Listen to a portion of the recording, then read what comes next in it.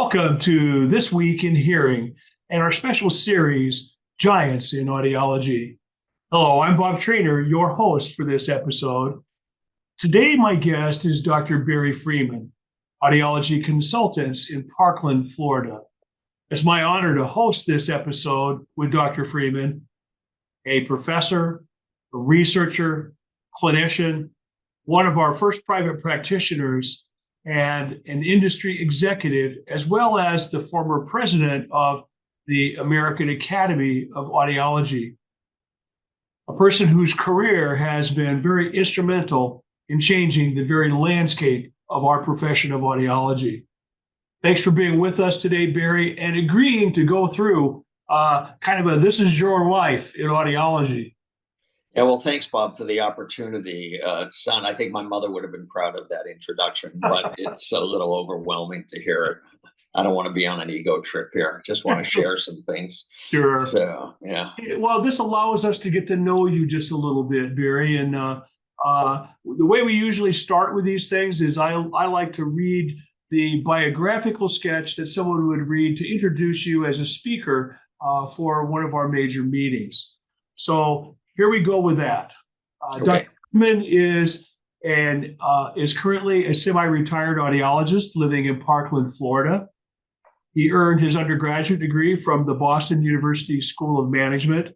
Then, after military service, decided to go into the profession of audiology.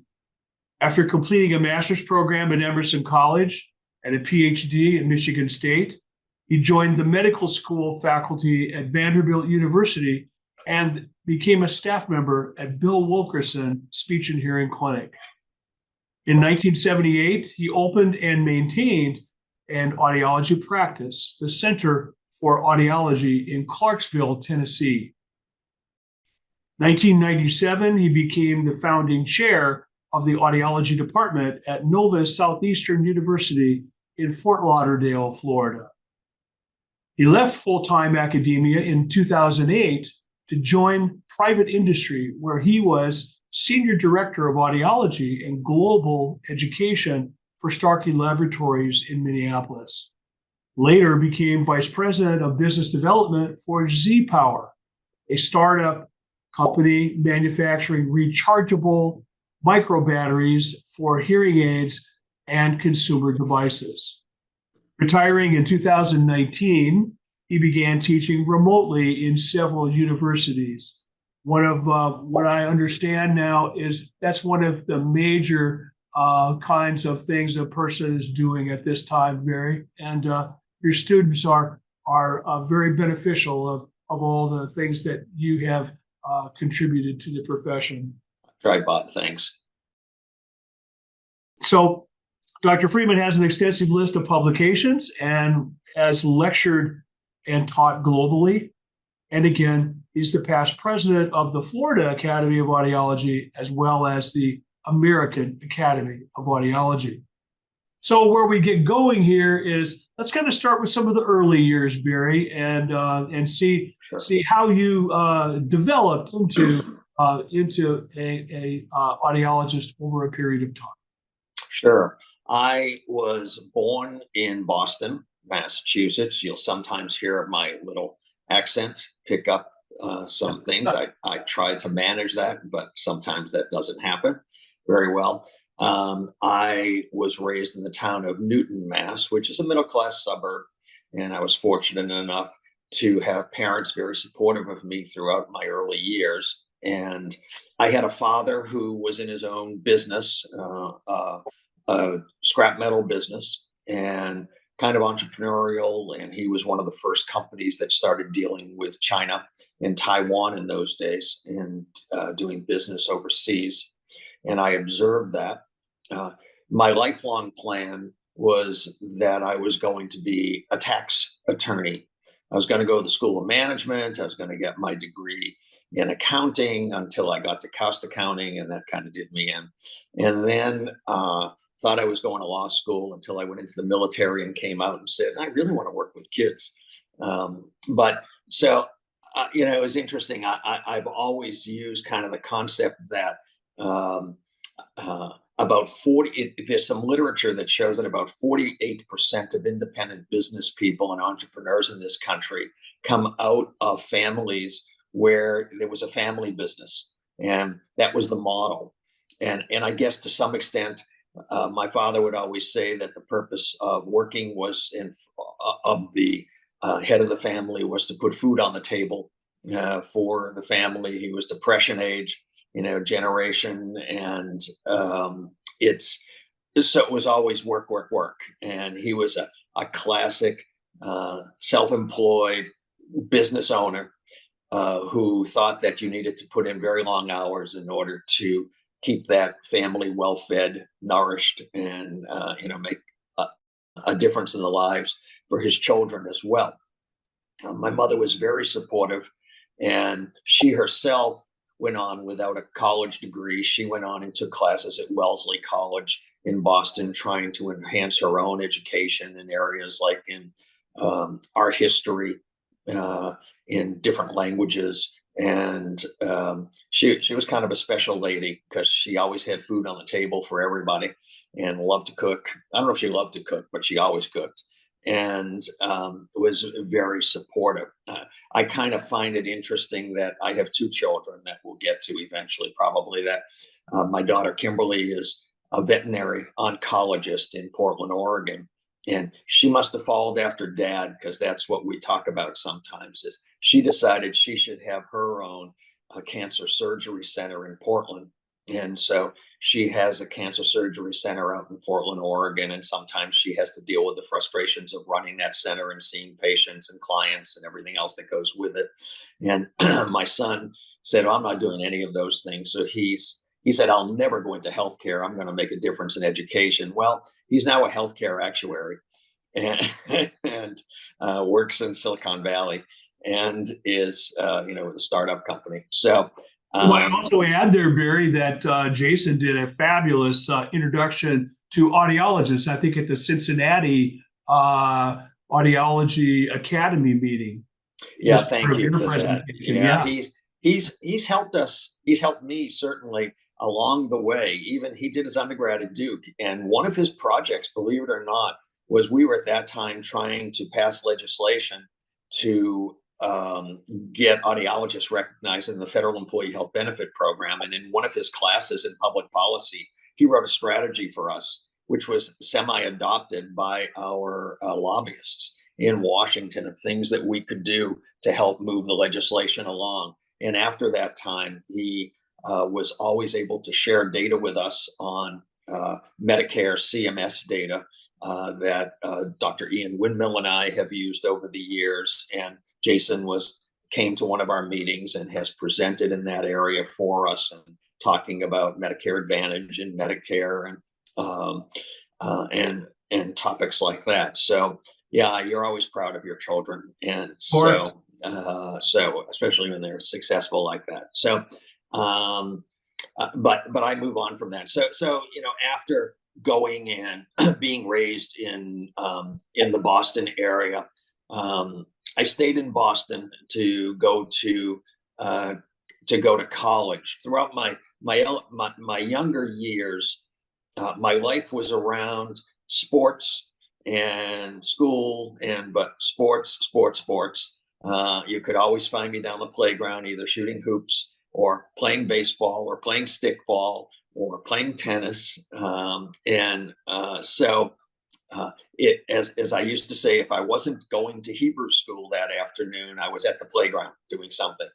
Or possibly hiding under your desk from nuclear weapons, right? Oh yeah, well, that's an interesting story unto itself. Bob and I were talking, for those listening to this, about the fact that in the 1950s, which is my generation, I missed the baby boom by 2 months. Okay, I'm a November birth in 1945, so that a baby boomer started in January of 1946.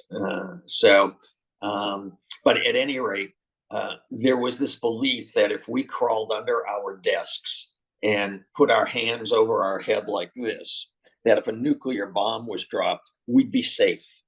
of course, the absurdity of that, but that's what happened, in America. So those were the days that, we were threatened by, those kinds of activities going on the global level.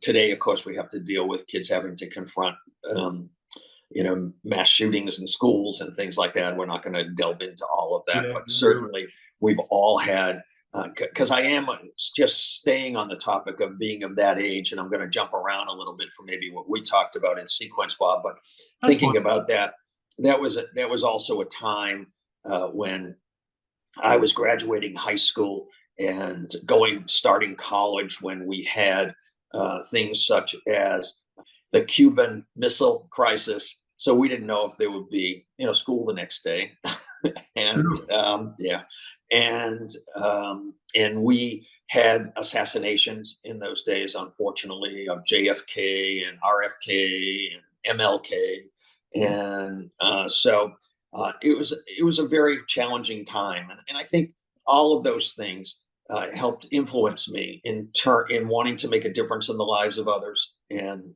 not wanting to be an attorney, but really work with families, and at that time children, but just making a difference in the lives of people. It sounds a little corny perhaps to some people, but it really was quite an influence on my life, all of those kinds of years and experiences that we were dealing with. And so and I knew that even though I wanted to be a professional basketball player or a baseball player, I wasn't going to grow much beyond 5'11".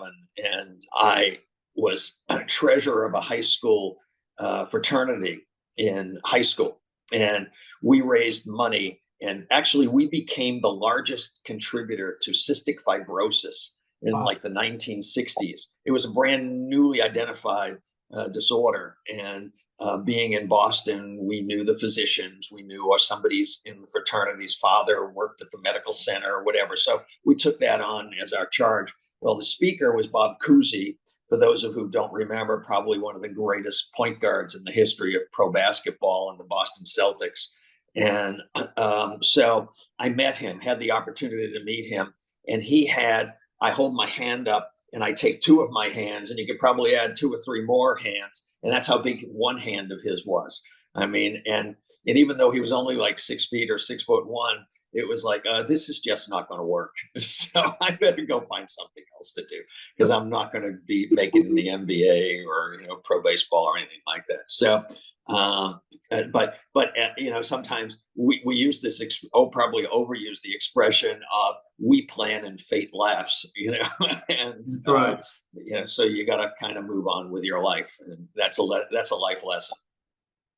So basically, then the undergraduate program was at Boston University, and it was more of a business orientation, it sounds like, which became very valuable later on. Little did I know. Little did I know. I mean, I did my degree in, actually, the major within the School of Management was international business. And so it exposed me. And I thought of this because I never was sure if I was going to end up in my father's junkyard. And to be honest with you, and he was starting to do business overseas, as I said, and that was totally foreign to him. And so I said, "Oh, that sounds kind of cool. I'll do a major in that." And so I graduated from the School of Management, and I never totally excelled at the university. And because I was struggling, I knew this isn't what I wanted to do with my life, and wasn't quite sure what I was doing. I've heard someone say that, well, you made the other 90% of your class successful, or whatever. And so, but I made it through. But it was also the days of the Vietnam War. And so standing in line at graduation, normally you stand in line at graduation and you say, well, where are you going to grad school? Or what are you going to do? What business are you going into? Who are you going to work for now that you're graduating with your degree? In those days, it was, where are you going to basic training? Didn't matter if you were top of the class or bottom of the class. We were all pretty much going on to basic training somewhere. And so it was a very different time for us. And I was never a great soldier, but I did my 6 years and stayed in. I was reserves, and it gave me a chance to reassess my life and where I was going, and a direction for me, which helped quite a bit. And so, but most importantly, at BU, it's where I met my lifelong partner and best friend, and that's my wife, Bobby. And those of you that have met me at convention or other places often see Bobby around. And she's as much of an audiologist, even though her degree is in education, than anybody. And we've been married for, it'll be 56 years this year. And it seems like we only fell in love yesterday. I mean, we still enjoy each other's company. At least I enjoy hers, and she gets a medal for putting up with me for all those years. But at any rate, we do a lot of traveling together, and she would travel with me on business trips as well. She'd go off if I had a meeting in Amsterdam. She'd be off and visiting the city and come back and tell me what I missed. But we often extended trips. If I was lecturing in China, she would come over, and in fact, our kids would come over, and we would, we on our own dime, we would stay an extra couple of weeks and go visit the country. So we always took advantage of that. I have a good friend who laughs at me because he said, "Well, you're really retiring?" He said, "How are you going to travel anymore?" He said, "You've never paid for anything. You've always been invited places to lecture or on work or something like that. So you always had somebody paying your airfare." It doesn't happen anymore. But Well, though it's always where do old professors get to go see the world, Barry, except for on when you're working in industry and things of that nature. sure. It's there's only a few of us that have had the opportunity to do that, and I think it's essential to. It's one of the best educations I obtained. Certainly better than most of the Absolutely. other educations that I've obtained over the years. So This has been a fantastic profession. And of course, I came in at an early stage. I don't know if there was 600 or 800 audiologists, at the time that I came in when I was it's first. that. Yeah, exactly. And so, and it obviously has grown quite a bit. It doesn't mean the opportunities aren't out there. It's just you got to take advantage of that. And I say that to students and others along the way that you just have to take advantage of the opportunities. Don't sit in your hotel room texting all day long. Get out, meet people, talk to people, and you can make a difference, and you can take advantage of what's out there. So So I understand too, Barry, that another giant in audiology, Alan Feldman, was part of your movement into audiology, and then at Emerson, you studied with one of the the most influential counseling people in audiology, David Luterman. So those had to be some pretty interesting experiences as well. Yeah, so Alan Feldman was audiologist in Syracuse, New York, upstate medical center, private practice. For those that don't know him, did a lot of his early research with Dr. Zwislocki up at the labs up there. And in fact, my very first job, you said, was at Vanderbilt. It actually was at Syracuse. I made it a year at Syracuse, and my wife said, Bobby said, "Get us out of here. This weather is horrible." And so that's when I made about a year and a half there, 2 years perhaps at most. But Alan was a friend of the family who I would meet. My father's sister lived in Syracuse and was his neighbor, and he would talk to me, as I was hitting my teens about the field of audiology and to look it over. And I wasn't quite sure, but and my sister was a speech language pathologist with a degree. She was 5 years older and with a degree out of Emerson. And so when I came out of the Army, I went over to Emerson, and that's when I met Dr. Luterman. And you described David as well as anybody could describe David. And he was a real, especially early influence on my life. And he had me in the preschool nursery program. I still have pictures of me dressed as Santa Claus for the kids, and but I worked with he and his wife at that time, and in the program, and he encouraged me to stay there, and I took classes, and it was successful. He managed to get me a fellowship at the Veterans Administration outpatient clinic in Boston, so that as a good business school graduate, I said, "You're going to pay me while I go to school? Wow, that's different." And so I was a VA fellow, or whatever it was called in those days. And so that, I got into audiology and I loved it. I stayed in Boston after I graduated with my master's and worked for a few years at Tufts New England Medical Center. Those were days, just to keep things in perspective, Bob, and you may appreciate this. Bobby and I did not have children. She was a teacher in the public schools making $6,000 a year. I was working as an audiologist at Tufts making $8,000 a year. And so between us, were making $18,000. I'm sorry, Oh my is that God. right? Yeah. 8 and 6, $14,000 a year. And, my lifelong goal was to get up to 20,000. So how far Sure. away could we be? Because then you could buy a house, which only cost about $20,000 in those days. So but I knew that it was not going to be, my lifelong dream to stay at that, at Tufts. I wanted to move on. I still had this idea of wanting to have my own business and do my own work, and perhaps go on and get some additional education as well in audiology. And so it just coincidentally that the Auditory Society was meeting. Actually, it was the Auditory Society. It was meeting in Boston, and I happened to meet a professor from Michigan State University by the name of Dan Beasley. And Dan today remains a dear friend and a mentor. Dan at the time was one of the leading young speech scientists in the country. And he wanted me to come out and see the Michigan State program and to meet Dr. Bill Rintelman.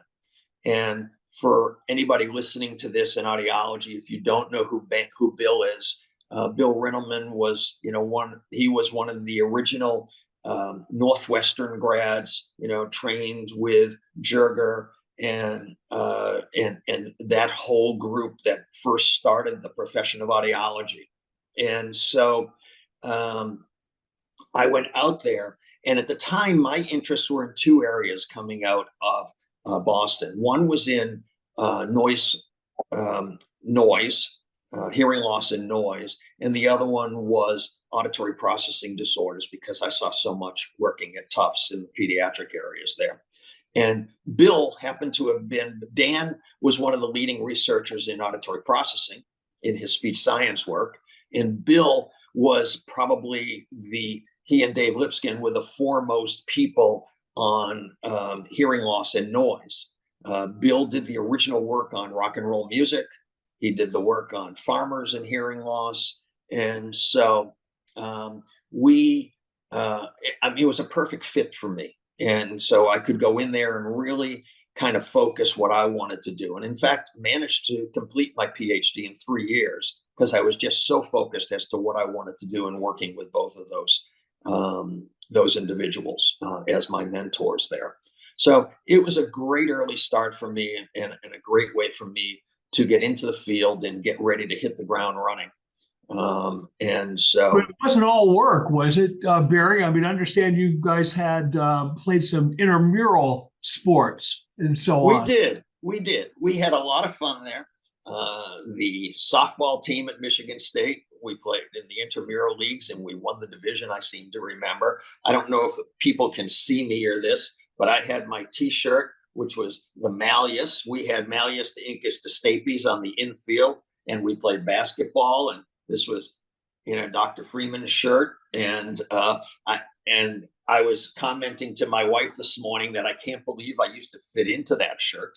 But anyway, but we had a lot of fun there, and we had home and home basketball games with Central Michigan University, and the folks at Central Michigan included Fred Bess and Dan Schwartz, and folks like that. And so we would sometimes put a keg of beer on second base and a keg of beer on home plate. And when you made the turn, you had to, drink a beer. And so I remember a story, a tale out of school is I seem to remember we went up something like 20-0 in the first 2 innings, but we couldn't stand anymore because we drank so much beer. And so I ended up losing the game, I think. But it was okay. We had a good time. And so, and in fact, many of those folks ended up coming down to Tennessee. Fred Bess ended up at Vanderbilt, and Dan Beasley went to Memphis, and other folks went to the 2 schools. But anyway, so, but it was a lot of work. It was a lot of fun. And I can remember when Bill picked me up early one morning because we were doing some noise studies out on the farmlands. Now, picture this. I'm a boy out of Boston. And when I did noise studies in industry in Boston, you got dressed up, you put on your tie, you put on your jacket, you went out, you did your noise studies, et cetera, in the factory that was making shoes or whatever else was going on there. And so there I was waiting, and Bill kind of looked at me. They were all dressed in jeans and, whatever. And he said, "Really? That's what you're wearing out here?" I said, "I don't know any different." They put me on the back of a combine, and I had to hold on to the B and K meter, the sound level meter, and do noise measurements at the air level of the farmer so we could see what they're exposed to. And I'm hanging on for dear life. And I can remember in one of the instances, a deer ran across the field, and the farmer, this is a true story, the farmer stopped, pulled the gun off of his gun rack, and started shooting at the deer. And I'm like, and the B and K meter is just going nuts, as am I. So, yeah.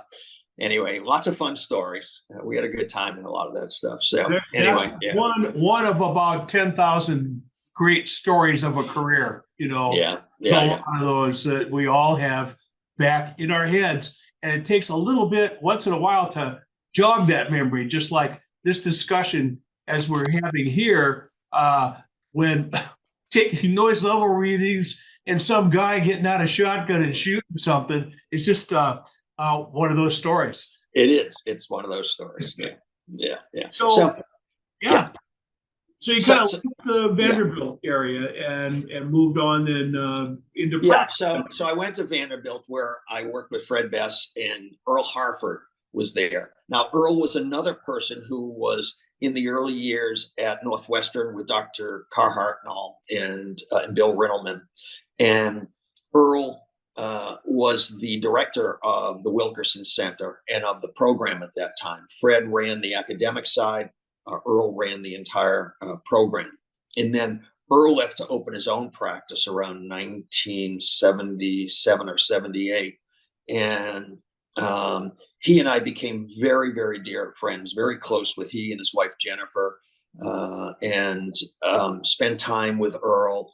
And Earl also moved on towards the end of his career to join Starkey and started the student program with a fellow named Jim Curran. And so Earl and I went, because in my later years, I spent a few years at Starkey, and Earl was very influential in my life and just a real gentleman in my mind.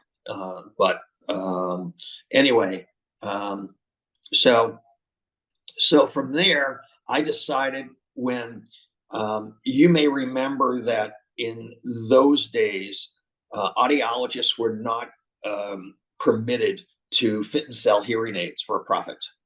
I think you were in practice, and I don't know. Yeah, you couldn't do that. If you were at a VA, you could fit the hearing aid. And so I had my fitting experience from the VA, but you had to basically evaluate the patient and send them off to a local hearing aid dispenser, who would then fit and sell them the hearing aid. And maybe the patient would come back once in a while, for verification and all. Very few would ever come back, right? That's correct. They would almost always stay with the dispenser, and then we're left out of the picture. Right. Somebody, what they call that at the time? They called that the triad approach, right? Right. Yeah. Right. Yeah. And so in 1978, there was a Supreme Court ruling, not specific to audiology, but to engineers, that basically said something on the idea of a professional association cannot restrict a member of their association from providing services what they are trained to do.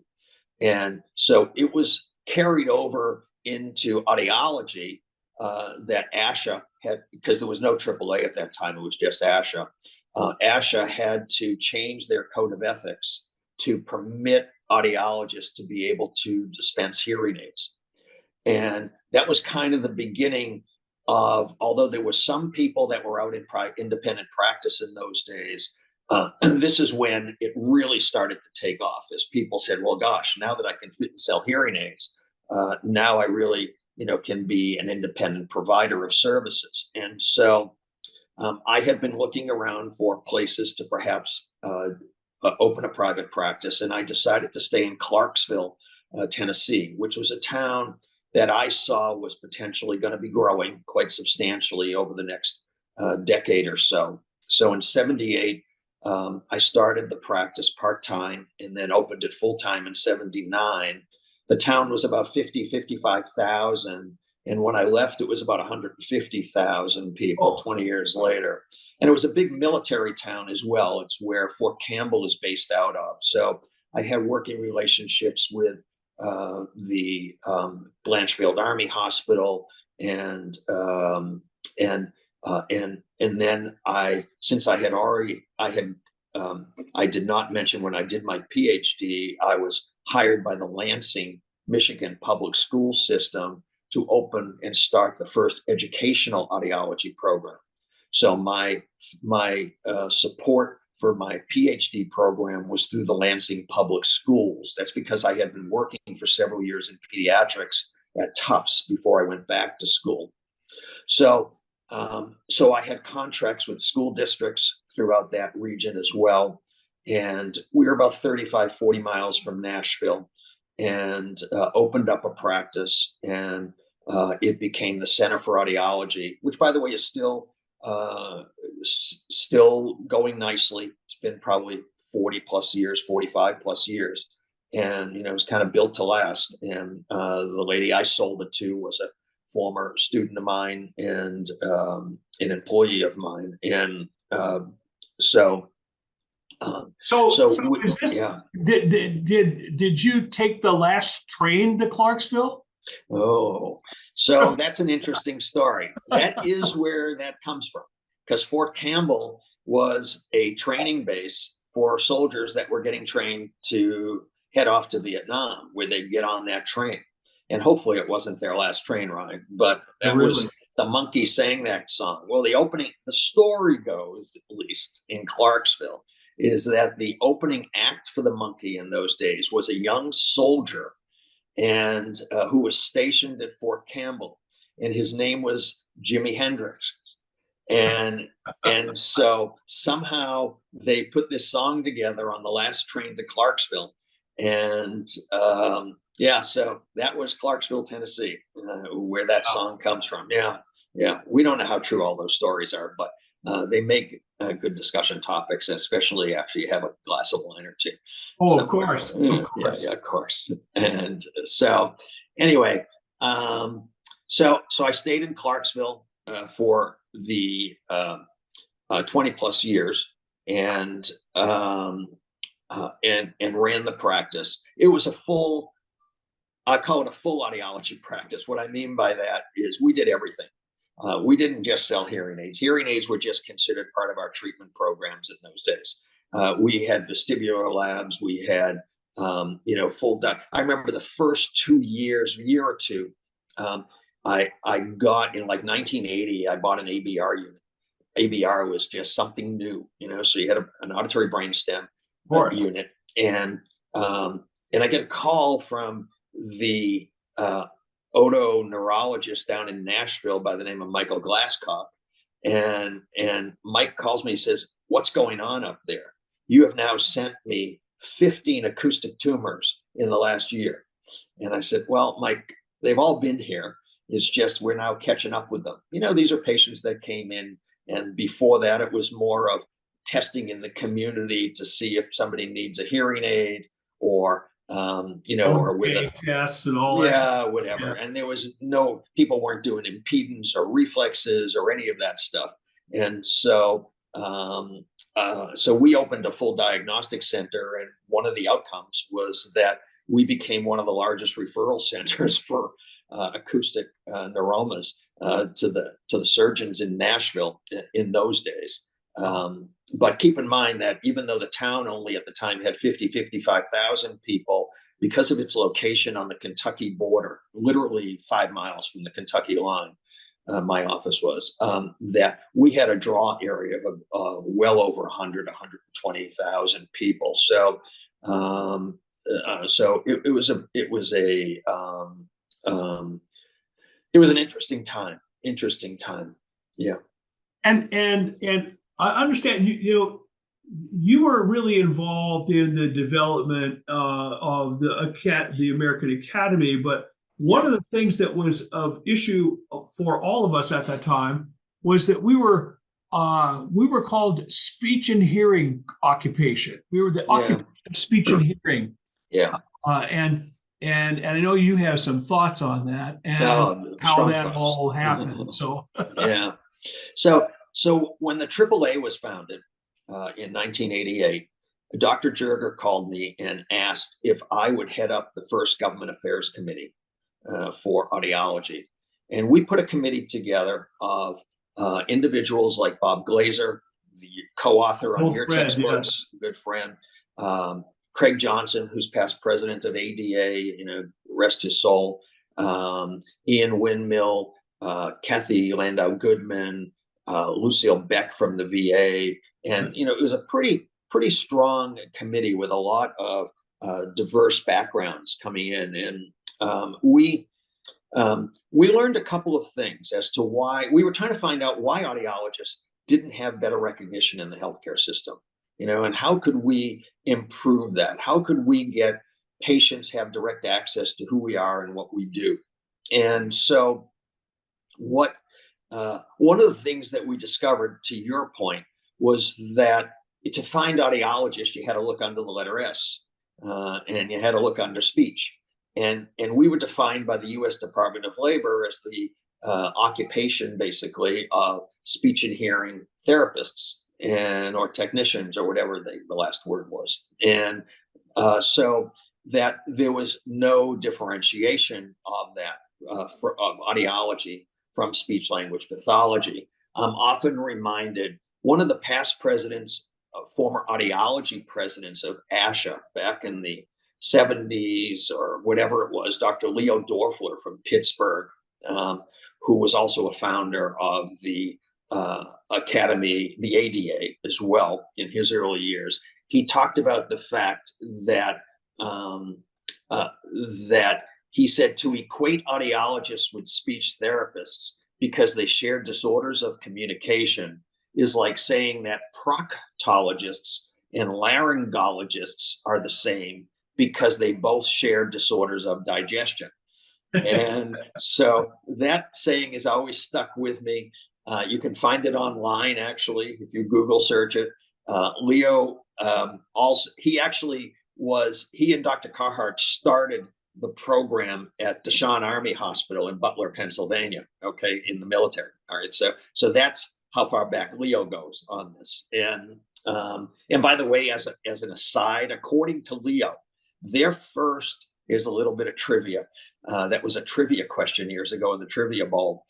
Who was the first psychologist in their program with Dr. Carhart and Dr. Dorfler at Deshaun Army Base? And it was a young fellow who had just graduated with a psychology degree from Harvard, and his name was Timothy Leary, which is drop in, drop out, LSD, Timothy Leary. Well, he started, and apparently his first wife was an audiologist. But anyway, there's all sorts of this is a Kevin Bacon 6 degrees of separation or whatever, and so lots of stories about that. And so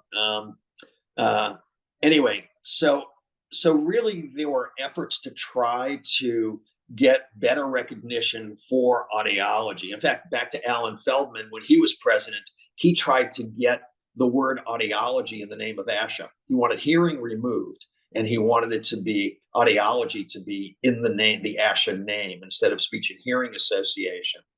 We did that. And just for clarity here, Barry, Alan Feldman was the president of ASHA. That's correct. That's correct. And, That's correct. And had at least some substantial influence to possibly get that done. Yeah, without success. But we changed our name in Tennessee at the time. I thought it was such a good idea that we went and convinced the speech language pathologists in Tennessee that we had the Tennessee Speech Language Hearing Association, or Speech and TISHA, and we changed it to TASL, which would be, or TASL, which was the Tennessee Association of Audiology and Speech Language Pathology. So it would be like TASL. So if you were from Colorado, it would be Castle. If you were from Hawaii, it would be Hassel. If you were ASHA, could change their name to Assel, but I'm not going there. Okay. Well, and Hassel would be what it would take to get that done in those kind of yeah. I know. So, yeah. But anyway, so what we learned when we had this committee for AAA, the Government Affairs Committee, there were several things we learned. We of course we learned that to become a profession, you should have a degree that is a unifying degree. At the time, there were 25, 26 different designators: a master's in speech, a master's in communication disorders, an MS, an MA, and the list goes on and on. And we wanted a unifying degree. EDD, SCD, all these different things as well. All of them, yeah, lots of letters. Yeah. And then, so one of the efforts was to try to move forward to have the AUD recognized as the unifying degree designated for the profession of audiology. Second, we realized that professions are recognized by state licensure. You go to a licensed physician, you go to a licensed dentist, whatever, and they define the scope of practice, and they define they grant you the legal right to practice in your state. So we put a program together to try to get licensure in every state of this country, which we now have. Okay, but it was a long haul. It was 20 years for that to happen. Colorado was one of the last ones in 1996, I think. So that's right. So that's right. I remember those days rather. That's correct. Yeah. We also learned that the U.S. Department of Labor, which creates these what are called occupational codes, that's the group that recognized audiology as speech and hearing, the profession of speech and hearing. It said like 80% of us work in the public schools providing therapy to children and so forth. So we petitioned to have our own occupational code for audiology. And the person taking the lead on that at the time was Carol Flexer, who was also going to be stepping in to be president of the Academy's board of directors in around 1995. So we petitioned to do that. And she and Craig Johnson were very, very influential in getting those kinds of changes made. And we got our own occupational code for audiology. That's when the Department of Labor started collecting data on us, on who we are and what we do, and which has become very positive for the profession. And so we tried to come up with a strategic plan for the government affairs to get better recognition, realizing that there were steps along the way. We knew at the end we wanted Medicare, we wanted the VA to have better recognition for their audiologists in the system, and Dr. Beck was amazing at moving the VA forward, where the veterans now have access to the audiologist in the VA system. And so once it was like a domino effect as you started to do that. Of course, we're still struggling with the Medicare issue. I got a note yesterday, from AAA saying we still are trying to pass this thing. And so, but steps have been made along the way, whereas other than Medicare, audiologists do have access to a lot of, to their patients, and can bill directly for the services they provide to those patients. One of the things that happened was we decided there was a lot of talk in those days about, with the Clintons administration, with healthcare reform, okay, before you got into the current healthcare reform. And in those days, the Clinton administration, we realized, was looking at what was called the Federal Employee Health Benefit Program, and as a model for their healthcare reform. In other words, all employees within the federal government have certain services, and what the government was looking at is maybe we can just create a program like the FEHBP program, Federal Employee Health Benefit Program, for everybody in the country, okay, and have better access to healthcare, which did not happen directly that way, as we know today in hindsight. However, we discovered as audiologists in our committee that audiology had no recognition in the Federal Employee Health Care Plan, that they didn't know who we are, what we do. If I saw, here I was in Clarksville with federal employees all over the place because of the Army base and all of the associated companies and things like that that were around there supporting the military. And none of those folks had access to audiology services. It was a pay out of pocket kind of situation, unless you got some type of like a workers' comp case or something. And so, coincidentally, so I was asked. I was president of the Academy in 1996, and I was asked to come to a committee, a congressional committee, to talk about how audiology would fit into the healthcare system, and especially the Federal Employee Health Benefit Program. We introduced legislation to have audiologists recognized in by the Federal Employee Health Benefit Program.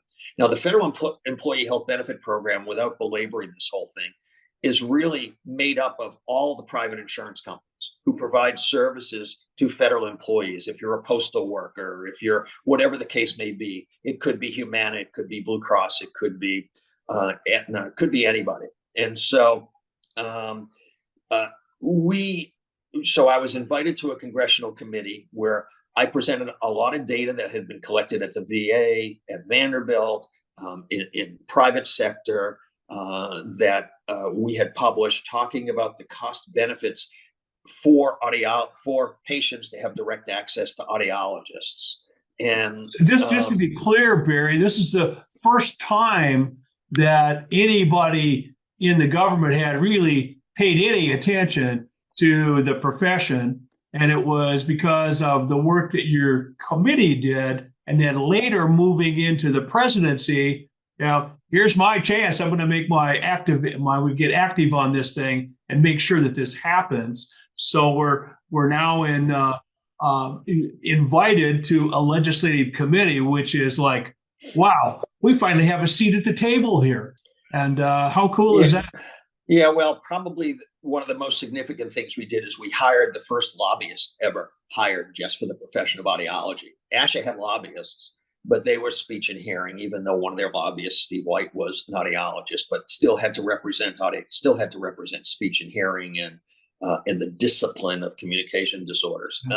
And so this is the first time we had a lobbying team, and so that's in part how we got, but we laid the groundwork by doing a lot of these research studies to look at cost benefit studies. If patients, if they had direct access to us, what the savings would be, et cetera. So coincidentally,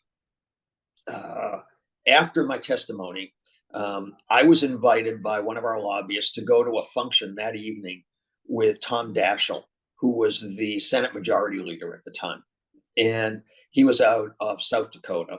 And Tim Johnson was running for Congress at that time out of South Dakota.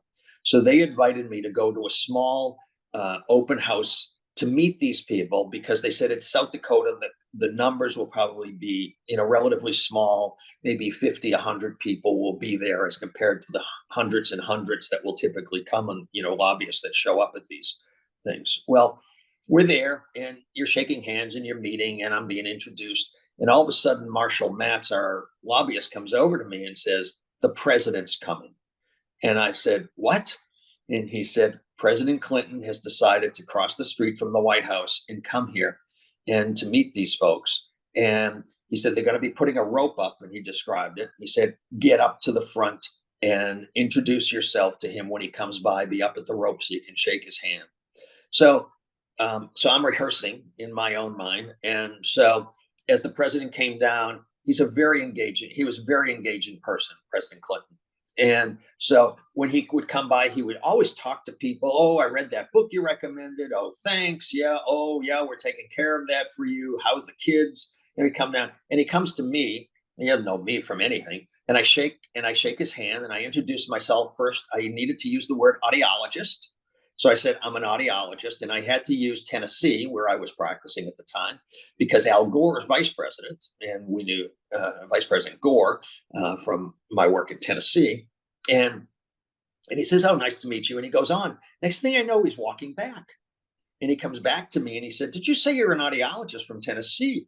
And I said, yes, sir, I did. And he said, well, I just had my hearing tested. I had a physical this week, and they told me I have a hearing loss from this noise, the music that I play, and that I need hearing aids.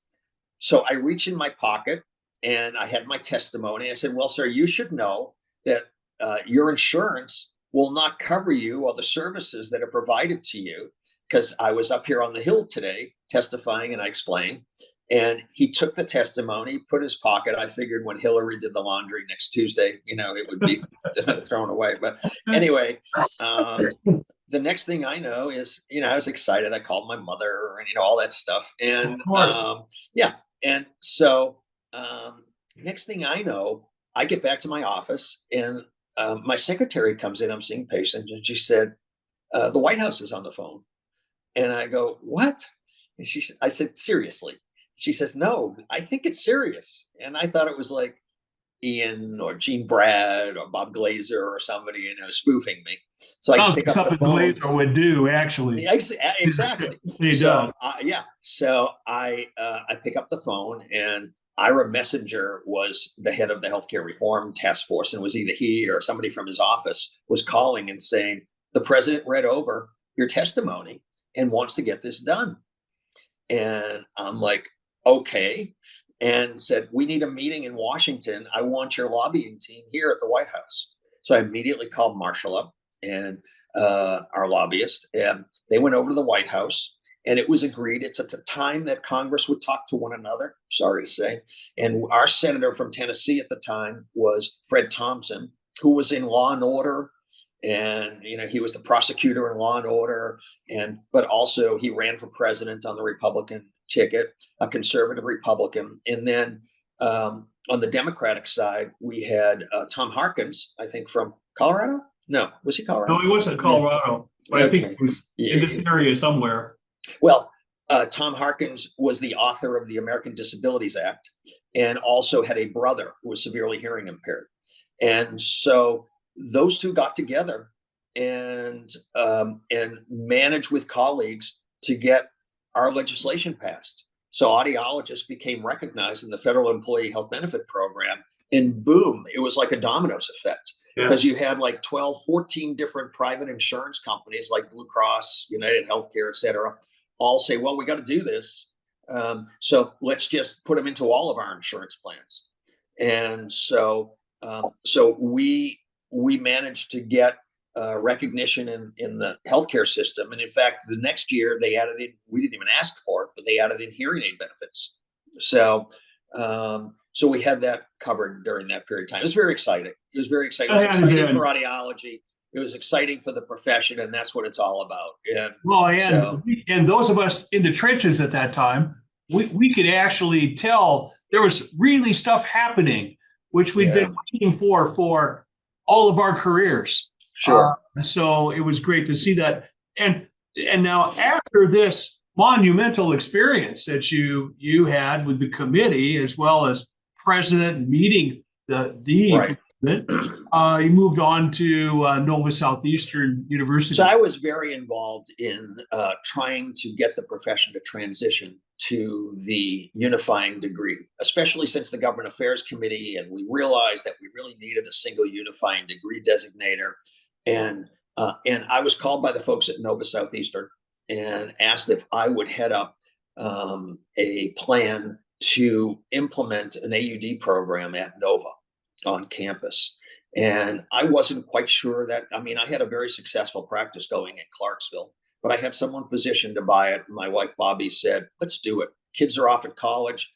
They're out of the house. Why not? So I actually kept my practice. I kept my office building. I kept my home in Clarksville because I wasn't sure it was a good move. But, you know, about a month in, I realized that this was going to be exciting times. I always considered myself, and it's a little, maybe it sounds egocentric, but I've always considered myself a builder. That I realized in my professional career. I love to take things and build them up. I built my practice, one of the early audiologists. I built the Nova. I helped build the Nova program with a good team. I built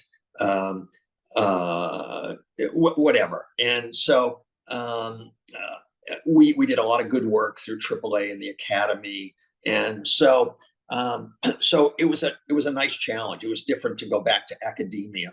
And so we built that out, and we built the program in Fort Lauderdale. And I also opened a program in London and for audiologists there. And I think that's still in existence. And so we had students from around the world who were earning their AUD degrees through the Nova Southeastern program. It was very, very exciting.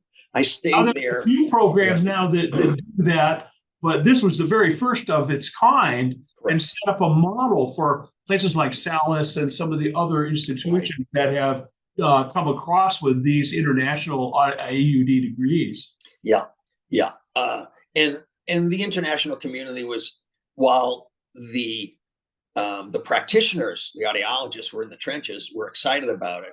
The university folks weren't exactly excited about it. I remember someone saying to me, standing in line with a glass of wine, a very British gentleman who was at one of the major institutions, and who said to me, Barry, he went and he flicked his finger on my shoulder and he said, I thought you were a flea and would just disappear.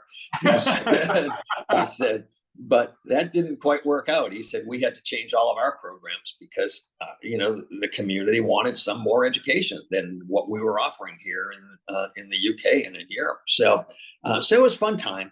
And I stayed at Nova, and then I was called by Starkey, and they were introducing some new technology.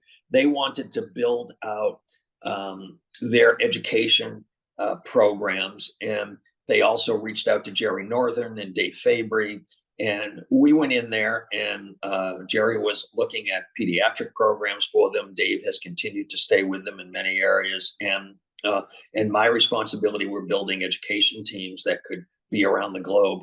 And so I stayed with Starkey for a few years, and when I was leaving, Mr. Austin, the owner, called me and said, why don't you stay on? Because I just made a commitment to give away 1 million hearing aids through the Clinton Global Initiative.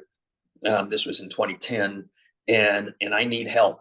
We need to make this program sustainable.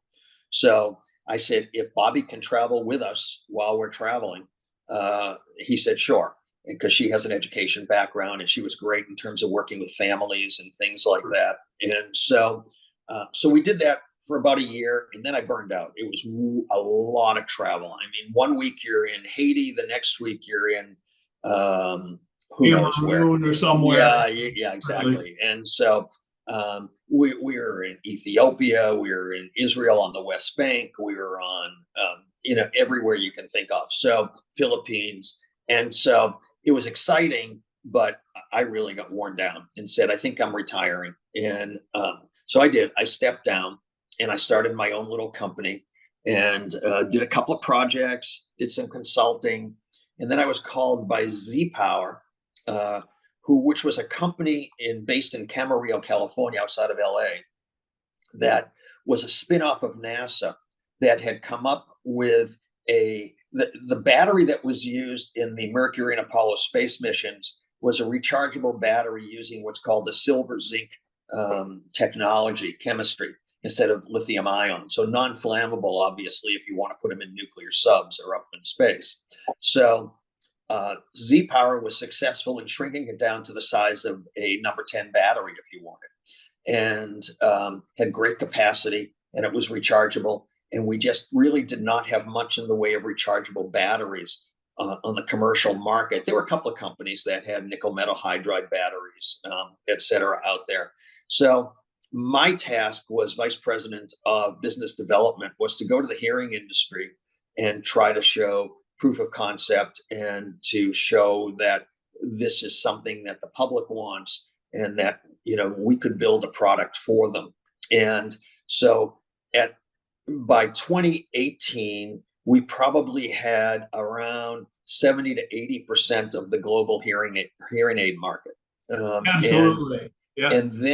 And then Bose came to us and wanted millions of batteries for some new products that they were developing as well. And so we really grew very quickly, and probably too quickly in hindsight. I announced I was retiring in April of 2019, right after AAA. We were supposed to go public, but unfortunately, it was not sustainable. And I'm not going to go into the details of that, but I had resigned the year before. I gave them my retirement date, and I stuck to it. Of course, I thought we'd be going public the week after my retirement, and I was vested. But really, that, and again, become a millionaire at the same time, right? that's it. And That's so, yeah, we plan and God laughs. Remember that? that's right. Yeah, exactly. So anyway, so in the meantime, and I don't know how far we want to go into this, I continue to stay very active in certain areas of my research interests. And that's when I was talking to my son about this as the healthcare actuary, and especially Dr. Ian Windmill. And my son Jason came to me with all this data. He said, "Do you want to look at this stuff?" And I started looking at it. I called Ian up, who I've done some publications with over the years, and I said, "Ian, I got all this data here. I don't know what to do with it." And it was so we really started to look at two things. We started by looking at the demographics of the profession. Was probably the first thing that we did. And when we started to look at the demographics of the profession, there were some models that were coming out of Washington from the Department of Health and Human Services on human medicine. And this was probably around 2010, 2011, that were showing that, it may have even been earlier than that, but that were showing that there was going to be a shortage of physicians in the United States. So we're looking at those models, and remember, this is at a time that audiology is starting to transition to the doctoral degree. You know, 2006 or 7 was when programs really started to make the push. Mm-hmm. And so we said, let's start taking a look at, if we apply the human medicine models to audiology, and can we do some projections of how many people will be attritioning out of the profession, will be leaving the profession, and how many will be staying in the profession, and how many will be graduating from academic programs. And so, and Bob, if we need to take a break or stop, or we got to end anytime soon, just let me know. I'll wrap this up shortly. I know we've been going about an hour here. Well, we're doing fine. Okay. This is all great information to log for that talks about how things have happened in our profession here, Barry. And with your physician sitting at the table here, giving us this indication, there's a famous slide that I use all the time in class, which is the one with all the blue bars on it. Yeah. And, I think most professors, and every once in a while, you'll see that slide come up in various talks. Sure. This is fundamental stuff that you and Ian and Jason put together. So, yeah. So let's continue with the discussion. All right. So one of the things we realized is that the attrition rate out of audiology was pretty high. It was higher than you might, if this was still at a master, a lot of the people still working were master's degrees. They hadn't gotten back to their doctorate or anything. And so we saw attrition rates running over 40%. That means within first 5 years of graduating with a master's degree, 40% were leaving the field. Yeah. And it was like, wow. And what are we doing to replace those people? And at the same time, we looked at projections coming out of the government of how many people were going to be seeking audiology services by aging or pediatrics or anything like that in healthcare. And so there was this huge gap, between those seeking services and those providing services. And it was one of those eye-opening things that if we don't do something about this, then somebody else is going to step in and take over our scope of practice. And where's audiology going to be in the future? And so we put this together and we published it. And it's another one of those articles that became very well known.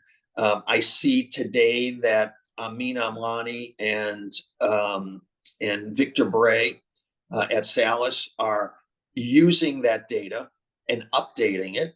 And we've had conference calls with them, Ian and I, to talk about what our experiences were in putting together this data, because unfortunately the academic programs have not responded, and so you still have this gap between the patients aren't going away anytime soon. I always tell students the best thing about audiology is you're not going to run out of patients anytime in the near future. Almost like morticians in many respects. Yeah. Okay. Yeah. Okay. Thanks for that one. Anyway, so we really either have to get very efficient in the way we do things, or we have to just think about what we're doing and what we're offering in the healthcare system. And so that's how some of that data started to come together. It's still a concern.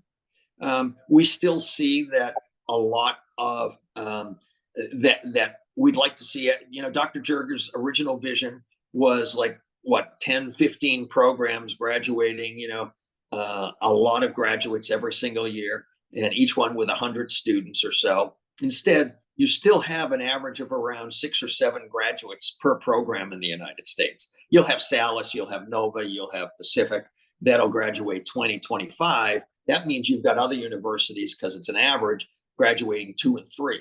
And it's like, I don't know how they do it. So, but that's the politics of academia that I was happy to get out of. And of course. Yeah. So but when I went to Nova, I said, well, I know that my program can't exist unless I have 15 to 20 students. That was my budget number. And I didn't have we were the first program in the United States to not have an associated speech program. When it started, it was part of communication sciences, and I petitioned to move audiology to separate it from speech and move to the medical school, because speech, most of their graduates went to the public schools, and they wanted to stay in the School of Education. So we petitioned to move to the medical school. And because I saw a lot of synergies with geriatric medicine and optometry and human medicine and even PT and OT. And at the time, speech didn't want to move. So I knew that I needed to have, in fact, ASHA went crazy at that time because they had to accredit 2 programs from a single university, and that was foreign to them.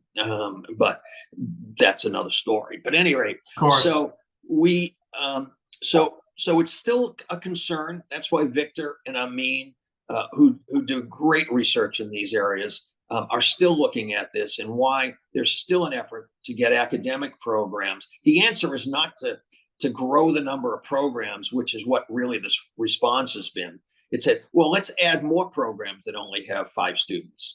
And so as compared to having, programs with, 30, 40, 50 students or something like that. But that's something you and I would sit down at a AAA meeting over a beer and we can have our discussion about, but not here. But 2 or 3 years, actually. Yeah, more than that. Yeah. So the listeners, to this have to understand that some of this is out of our control, and they need to go to their alumni institutions and say, what are you doing to our profession?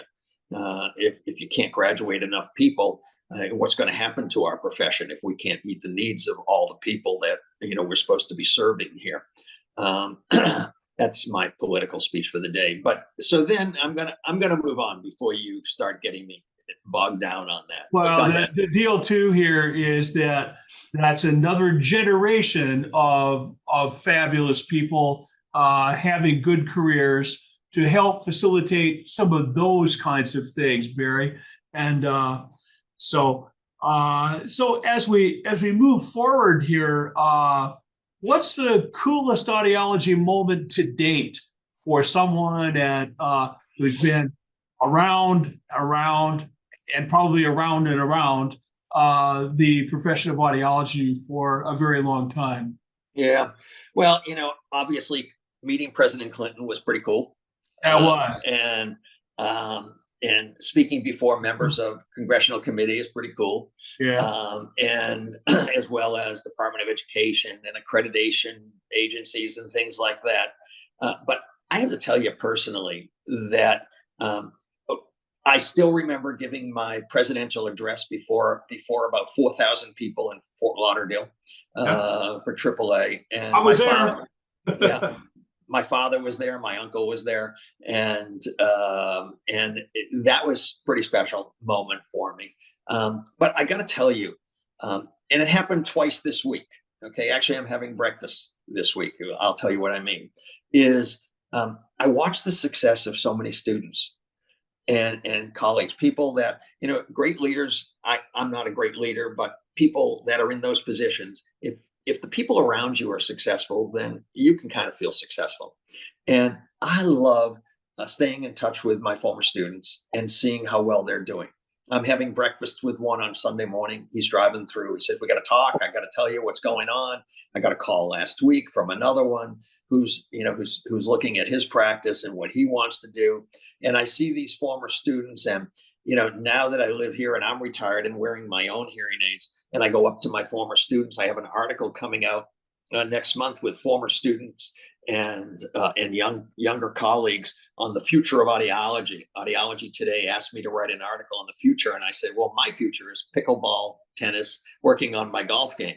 I said, but let's put an article together on the future of audiology with people that it really matters to. So we have something with younger colleagues. Nothing is better than to see the success of those folks that you have worked with, and/or especially your students. And fortunately, I've been fortunate enough, as have you, to have a lot of these success stories of people around us. And you're going, wait a minute, how did they do that? Why didn't I think of that?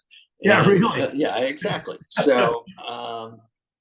Well, as you talk about the future of audiology, my understanding, one of the things you're looking at is AI and robots, and something that we talked about called cobots and things like that. Yeah. Cobots before. So, collaborative robots. They work in collaboration. That's what they're calling them, I think, in Japan or South Korea or something, is cobots. Okay. So how do you see that developing, Barry? Yeah. I think that there's a lot of technology coming out that will enhance the profession. I think in terms of providing rehab services for people with fall-related injuries, with diagnosis, management, treatment programs. We already see a little bit of AI going into hearing aids and products like that. Yeah. I do think that if we don't have enough audiologists, then why not? We have assistants, but why couldn't we have some type of system, robot or otherwise, that helps out with regards to whether it's cleaning the room or I don't know what it would look like, cleaning your equipment, or welcoming the patient in and handing them an iPad, or having an iPad mounted on a robot that rolls out, to the patient, and have them sign the HIPAA forms or fill out their case history that's there. So there are so many, it's as much as you want to think about, that you can think about in these areas. And I'm hearing there's a lot of new stuff coming out in the area, and you got your textbooks on practice management areas. I'm sure we can look at that and come up with some tools, techniques, strategies, etc., to make practices more efficient and effective. If at your practice door, if a robot, greeted people and handed them a thing and said, "Please fill this out," or something like that, would that practice look like they were the coolest thing in the world, or what? Talk about differentiating your practice from everybody else. And you know what? And I think it's going to be commonplace. So, over time, yeah. Yeah. I think that audiologists have to think, one of the things that Ian and I published was we started to look at using the data my son got was to look at, and then we'll wrap this up, but look at what audiologists are doing in their practices. And you talked about the blue bars and earlier, the slide. That's looking at comorbidities. Medicare is tracking comorbidities. That is 16 different comorbidities that patients that see audiologists that Medicare is tracking, CMS is tracking. We may not be tracking it. They're tracking the number of people with cardiac disorders, anything you can think of, and they're tracking it. And these are things we ought to be doing. And that one of the things that we found in looking at the actual numbers is the average audiology practice uses 1 to 2 CPT codes per patient on average. And that means they're bringing people in, they're probably doing some form of a pure tone evaluation or comprehensive, and nothing else. They're not even, 20-30% of the time, they're not even doing a tympanogram is being built. We have all that data nationally. And it's like, well, what are we? How are we going to differentiate? How are we going to provide the best healthcare to our patients if we may not know what's going on? I opened this talk by talking about all the acoustic neuromas that we found. I mean, it was just standard. In my day, when I came out, when you came out, we couldn't fit hearing aids. So the product wasn't the center of our universe. And I know your current co-author, Brian Taylor, and I have done talk after talk on this area. Stop making the product the center of your universe and start looking at the patient, and those practices that are going to continue to be successful are going to be providing a full scope of audiology services, not just the pure tone to see if the person needs a hearing aid. And then if they don't, send them on their way. I can't imagine what they're missing. Well, and we see that in the forensic world all the time. Oh boy, yeah. People will come in. They say, they say, well, we have normal hearing. Well, you have normal hearing for word recognition. You have normal hearing for pure tones. But what about those high frequency pure tones? What about the speech and noise testing? What about a whole host of things where we can't continue to do an 80-some-year-old evaluation and call that done? We have a whole lot of other things to do. And this has been just a fabulous discussion, Barry. And thanks, Bob. It's been great for me to learn from you, as well as both of us possibly to learn from each other to some degree. Sure. And the deal here is that this kind of records some things for future generations to hopefully build upon and take their practice and maybe set it up with robots and cobots and some or AI kinds of things. Yeah, because they may be the next generational of things. Sure. So basically, thank you for being with us, and thank all of you out there for tuning in to This Week in Hearing and this episode of Giants in Audiology. Today, my guest has been Dr. Barry Freeman, professor, researcher, clinician, private practitioner, industry executive, and the former president of the American Academy of Audiology. And likely one of the few audiologists to ever meet and actually have interactive words with a president of the United States, and a true giant in audiology. Again, thanks for your fabulous contributions to our profession, Barry. And as the profession is definitely better because of those people who have built a lot of things for the next generation to build upon.